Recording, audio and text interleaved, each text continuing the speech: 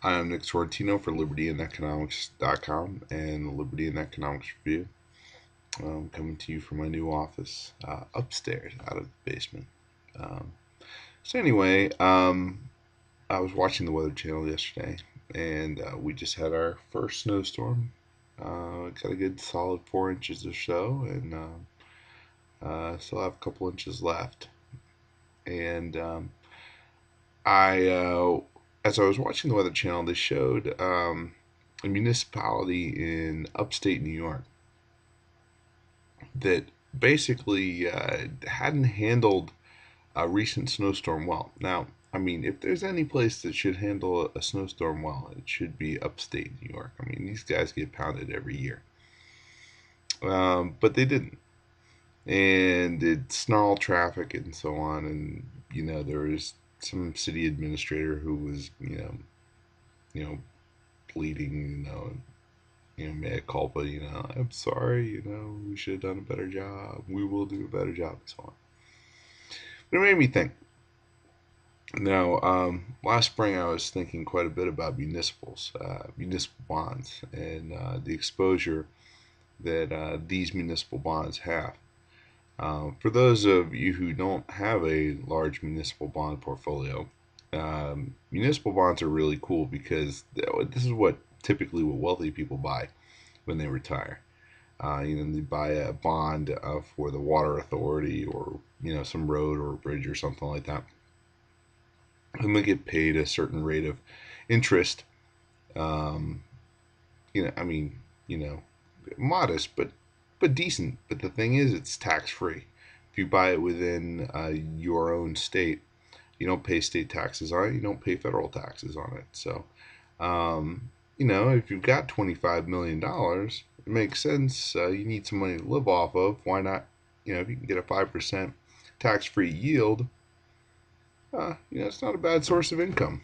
And traditionally, the risk in most places has been relatively small for default.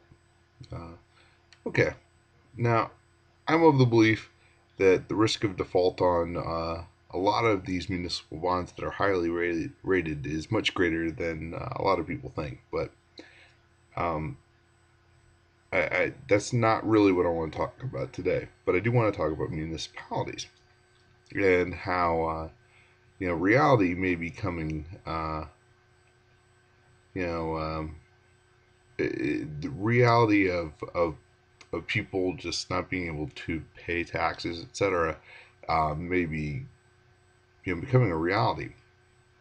Reality becoming a reality. Whatever. Anyway, the point is, what I was thinking was a good way to test how bad your town is if like for instance, if you're in the Northeast and we get hammered like we got last last year with snow. I mean, who knows? I mean, last year was just a record breaker across the board. But let's just say that we had something like that again. Now, my bet is, from what I'm reading, there are a lot of counties that they don't have money. They haven't allocated significant amounts of money for snow removal and treatment, etc.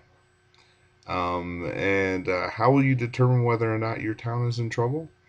Well, how quick is the snow removed? Um, oh, could be interesting. I think it's a good indicator.